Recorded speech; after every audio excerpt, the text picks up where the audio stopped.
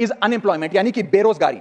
Sir, informal sector हो या formal sector हो, अनऑर्गेनाइज सेक्टर हो या ऑर्गेनाइज सेक्टर हो, हर जगह अनएम्प्लॉयमेंट है। और सीएमआई की रिपोर्ट यह बताती है कि अनएम्प्लॉयमेंट दर ऑर्गेनाइज सेक्टर की इस देश में 9.2% है। अनऑर्गेनाइज सेक्टर की तो बात ही भूल जाइए, ऑर्गेनाइज सेक्टर की अनएम्प्लॉयमेंट दर 9.2% है। और हम लोग अपने देश के ह्यूमन रिसोर्सेज को किस कागार पे लाकर खड़ा कर दिया है, उसका आलम देखिए। सर, उत्तर प्रदेश सरकार के सचिवालय में पीएन की पोस्ट के लिए 368 नौकरियां निकली, 23 लाख लोगों ने उसके लिए आवेदन पत्र दिए।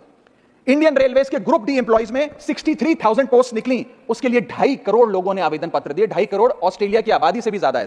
Sir 9,900 constable post Bihar police निकालती है, उसके लिए 11 लाख आवेदन पत्र आते हैं। और सर, सारी चीजें छोड़िए, महाराष्ट्र सचिवालय के कैंटीन में 12 वेटरों को भर्ती करने के लिए जब आवेदन पत्र मांगे गए तो 7,000 लोगों ने आवेदन पत्र दिए, जिसमें कई पोस्ट ग्रेजुएट्स और ग्रेजुएट्स भी शामिल थे। सर, यह बेरोजगारी का आलम है। चौथा, की सेक्टर स्टैग्नेशन।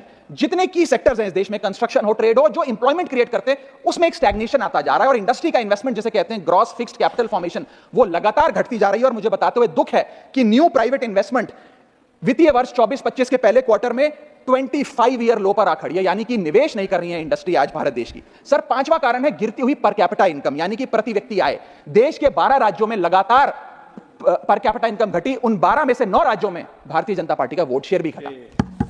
छठा कारण, decline in financial savings and rising debt burden on the Indian household, यानी कि एक औसतन भारतीय परिवार का कर्ज बढ़ता जा रहा है और उसकी सेविंग्स घटती जा रही हैं। फाइनेंशियली हम लोग फ्रेजाइल होते जा रहे हैं। और ये रिजर्व बैंक ऑफ इंडिया के गवर्नर ने खुद कहा कि सेविंग्स बैंक अकाउंट खातों में से सेविंग्स गायब होती नजर आ रही हैं। हमारा net financial savings to GDP ratio वो घट रहा है, हाउस होल्ड सेविंग्स वो घट रही हैं, और लगातार सेविंग्स में डिक्लाइन देखा गया। और मैं सिर्फ बुराई नहीं करना चाहता, मैं सुझाव भी देना चाहता हूं। मैं आने वाले अपने भाषण के भाग में 8-10 महत्वपूर्ण सुझाव भी सरकार के लिए लाया हूं, देश हित में, देश की अर्थव्यवस्था के हित में सुझाव देना चाहता हूं।